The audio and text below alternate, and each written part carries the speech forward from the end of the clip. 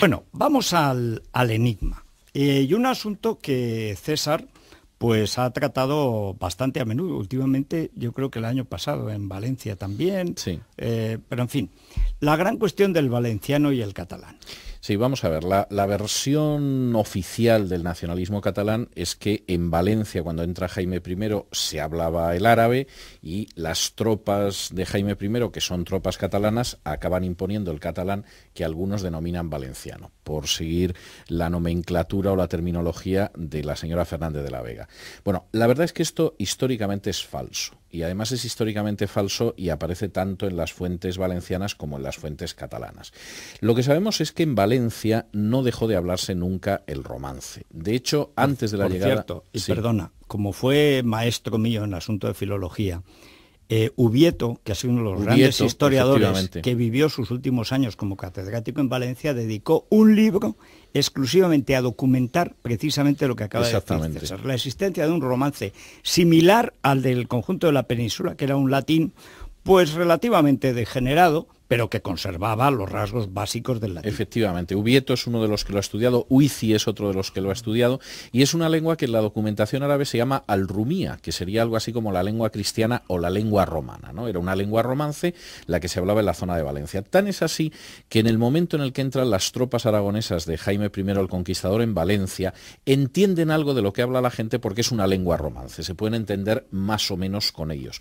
Y se llevan una enorme sorpresa, y es descubrir que muchos de los topónimos, muchos de los nombres de lugares que hay en Valencia son nombres que son latinos, que son romances, que no son árabes. En ese sentido, es curioso que el propio Jaime I, cuando dicta las primeras disposiciones para Valencia, establece que los jueces dicten sentencia en la lengua romance de esa gente. Es decir, no que lo hagan en otras lenguas, por ejemplo, en el caso de la Corona de Aragón, durante mucho tiempo la documentación oficial fue en latín, sino que lo hagan en esa lengua romance, pues que es el origen de lo que va a ser el valenciano medieval.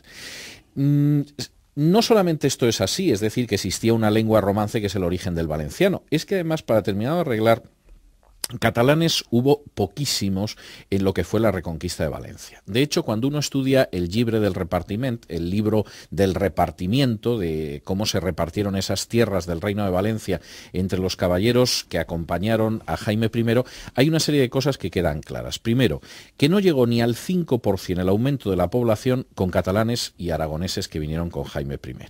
Segundo, que además la mayoría de ellos eran aragoneses y no catalanes. Tercero, que de los catalanes que iban en ese ejército de Jaime I, muchos no llegaron a tomar posesión de las tierras, pues no tenían ningún interés en quedarse en Valencia. Pero incluso de los pocos que se quedaron en zonas que no han sido históricamente valenciano-parlantes. Es decir, que en ese sentido, la idea de que los pocos catalanes que finalmente se quedaron en Valencia trajeron el catalán es insostenible.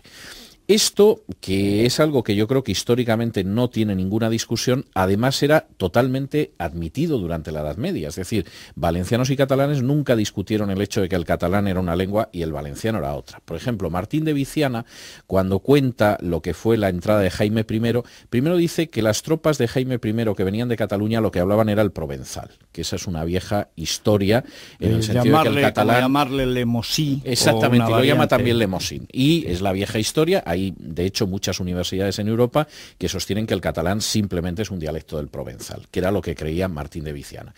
Y Martín de Viciana dice, bueno, por un lado, efectivamente, había gente que hablaba ese provenzal, y por otro lado estaba el valenciano, al que se han ido sumando una serie de palabras y que es la lengua que hablamos ahora. El valenciano vulgar, que por ejemplo Joanot Martorell dice que es la lengua en la que escribió el Tirant lo Blanc, en el prólogo, que por cierto en algunas ediciones catalanas esa referencia al Tirant lo Blanc ha sido suprimida.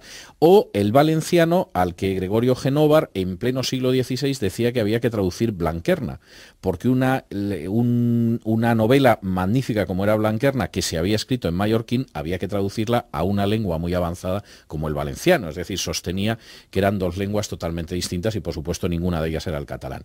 Y por citar dos testimonios que a mí me parece que son recientes pero muy elocuentes, tanto Pi y Margal, nada sospechoso, como Josep Pla sostenían que efectivamente el valenciano y el catalán eran lenguas distintas. Yo creo que Pla sobre todo por fastidiar. Sobre todo Pla, sí.